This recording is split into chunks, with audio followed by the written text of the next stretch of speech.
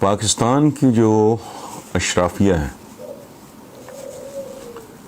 پہلی بات تو یہ ہے یہ اشرافیہ نہیں ہے، بلکہ اس سے بھی پہلی بات یہ ہے کہ ہر معاشرے میں اشرافیہ ہوتی ہے۔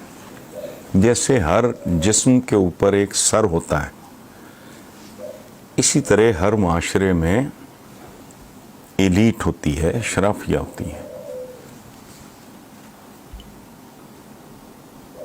دنیا کا کوئی سماج اشرافیہ کے بغیر نہیں ہوتا، اور اشرافیہ وہ ہوتی ہے جو گائیڈ کرتی ہے، کنٹرول کرتی ہے، بہتری کی طرف لے کے جاتی ہے۔ جیسے اگر آپ کا دماغ ٹھیک کام کر رہا ہے تو وہ پورے جسم کو، اس کے بیہیویئر کو وہ مانیٹر کرتا ہے۔ میں ہاتھ ہلا رہا ہوں تو میسج یہاں سے آ رہا ہے، ٹھیک۔ تو اشرافیہ کا ہونا بری بات نہیں ہے۔ پاکستان کا پرابلم ہے کہ اس کے حصے میں گھٹیا ترین بدماشیاں آئی جس کو اشرافیہ کہا جانے لگا۔ ان میں سے بے شمار خاندانوں کے، اب میں ان کا ذکر نہیں کرتا، ضرورت پڑ گئی تو کر بھی دوں گا، چمچوں کڑچھوں کی طرح، درباریوں کی طرح خطاب کرتے تھے یہ ملکہ کو اور وائس رائے کو۔ یہ وہ چمچے کڑچے ہیں۔ یہ کیسے معرض وجود میں آئے؟ جب 1857 کی جنگ آزادی، جس کو انگریز غدر کہتا ہے، میوٹنی،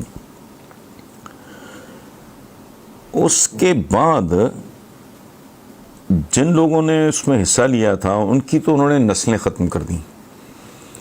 جن لوگوں نے ان کو مین پاور دی، پیسہ دیا، مخبریاں کی،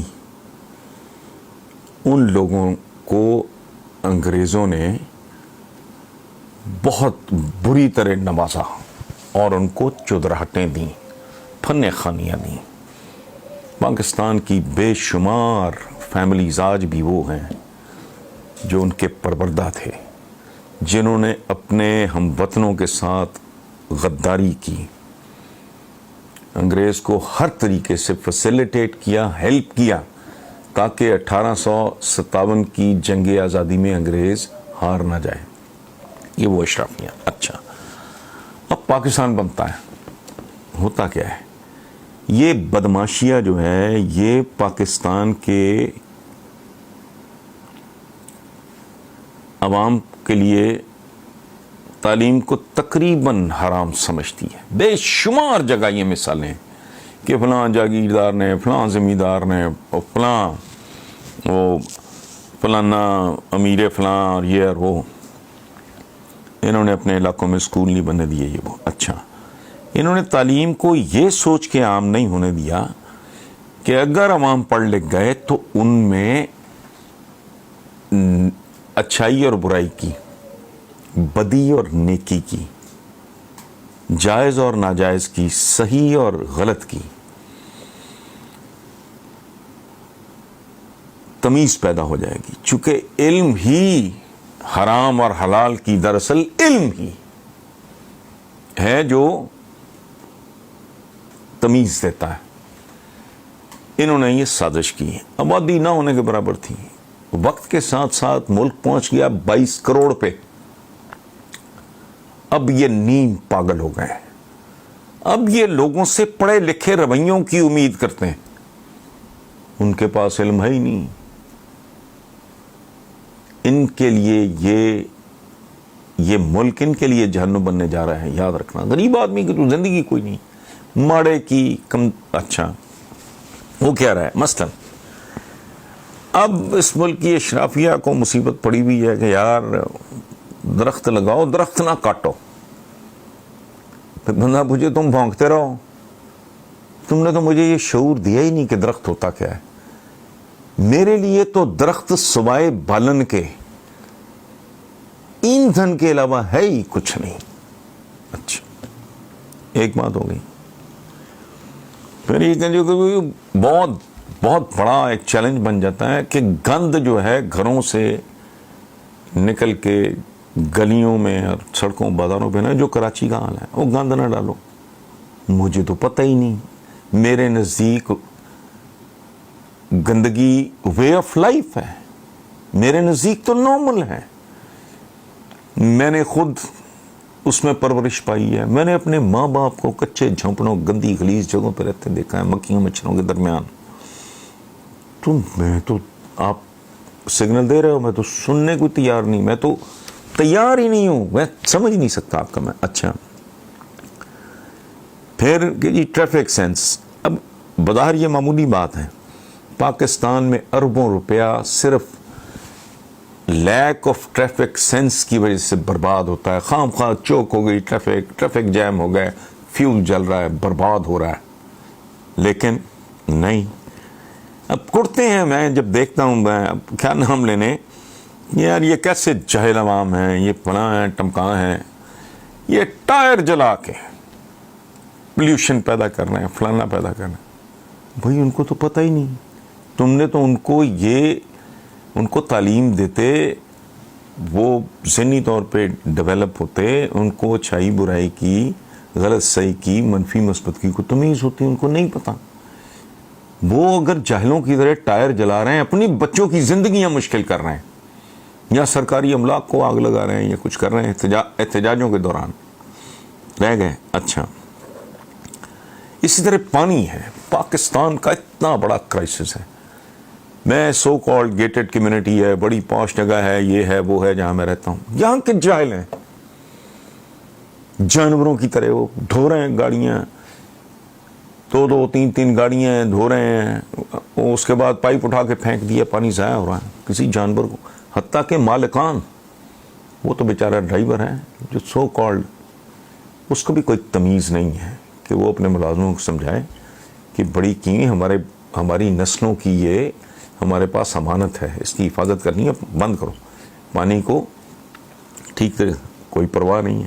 خوبصورت یہ سزائیں ملیں گی اس ملک کی بدماشیہ کو, ان باتوں کی سزائیں ملیں گی. اب آئیں آخری بات کی. بچپن سے میں بوڑھا ہو گیا سنتے ہوئے, I was a school going kid, 5th 6th class سے میں سن رہا ہوں, کم بچے خوشحال گھرانہ, یہ نعرہ ہوتا تھا. پھر بچے دو ہی اچھے, وہی اس طرح کا سلسلے چلتے رہے.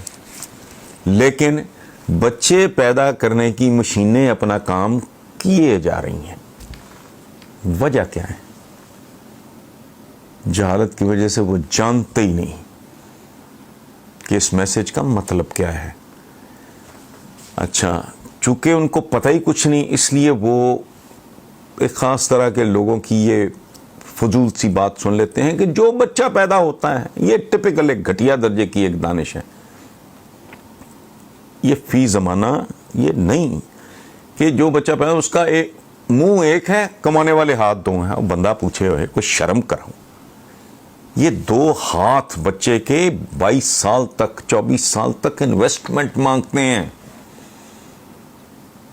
بچہ او لیول اے لیول آگے چل 22-23 سال کی عمر میں وہ کہیں یہ سوچنے کے قابل ہوتا ہے کہ میں اپنے پیروں میں, تب تک یہ 2 ہاتھ انویسٹمنٹ. ادروائز کیا کرنا ہے, چل چھوٹے موڈا ہوٹلوں پہ کام کر رہے ہیں, اینٹوں کے بھٹوں پہ کام کر رہے ہیں. اگر یہی تم نے نیم انسان ٹائپ بنانے ہیں تو وہ کرتے رہو. سو چائلڈ پروڈکشن کی فیکٹریاں چلتی رہیں. کسی نے نہیں سوچا کہ ایسا نہیں ہو. اور میں آپ کو بتاؤں, ہمارے دین کے بارے میں نے شاید پہلے بھی عرض کیا ہوں, علی شریعتی صاحب نے کمال کا جملہ ہے کہ changing rules for the changing needs, unchanging rules for the unchanging needs. یہ ہے ہمارے دین کا حسن. اچھا قرآنک وزڈم بھی ہمیں یہ بتاتی ہے کہ مومن کی ایک پہچان یہ ہے کہ وہ اپنے عصر کے ساتھ ہم آہنگ ہوتا ہے, یعنی جس حد میں وہ زندہ ہوتا ہے اس کے تقاضوں کو سمجھتا ہے. سو موٹی بات, باٹم لائن, کہ اس ملک کے عوام کو جاہل رکھنے کے نتیجے میں یہ ملک اشرافیہ کے لیے جہنم بننے جا رہا ہے. اب بھی اگر کوئی بہت بڑی تبدیلی نہیں آتی, اب بھی اگر کوئی بہت جسے کہتے ہیں نا ایمرجنسی کے بنیادوں پہ اگر آپ کام نہیں کو کرتے, تو پھر دیکھنا یہاں ہوتا کیا ہے. ابھی ریسنٹلی ورلڈ بینک نے کہا ہے, ورلڈ بینک نے کیا, ان کے کنٹری ڈائریکٹر نے کہا ہے کہ پاکستان میں آبادی کا تناسب, پاکستان میں آبادی کا تناسب, اس کی جو اس کا جو اقتصادی گروتھ ریٹ ہے اس سے 2 گنا ہے. اس کا کیا مطلب ہے؟ یہ میں پھر بچپن میں چلا جاتا ہوں، ایک گانا ہوتا تھا، آمدنی 98 خرچہ روپیہ. مطلب یہ ہے کہ جتنی آمدنی ہے اس سے 2 گنا خرچہ، تو بیڑا غرق ہی ہونا ہے ایسے بندے کا. یہ اس زمانے کی میں بات کر رہا ہوں جب 100 پیسے نہیں ہوتے تھے روپے میں، 16 آنے ہوتے تھے، تو 8 آنے کی ایک اٹھنی ہوتی تھی. بہرحال تو جس ملک کی آبادی کا تناسب اس ملک کی اکنامک جو اس کی گروتھ ہے اس سے دگنا ہو، تو تم دگنی ترقی بھی کر لو گے تو کون سی توپ چلا لو گے. سو یہ اشرافیہ کو اب قدرت سزا دینے والی ہے، ان کو یہ ملک چھوڑ کے بھاگنا پڑے گا.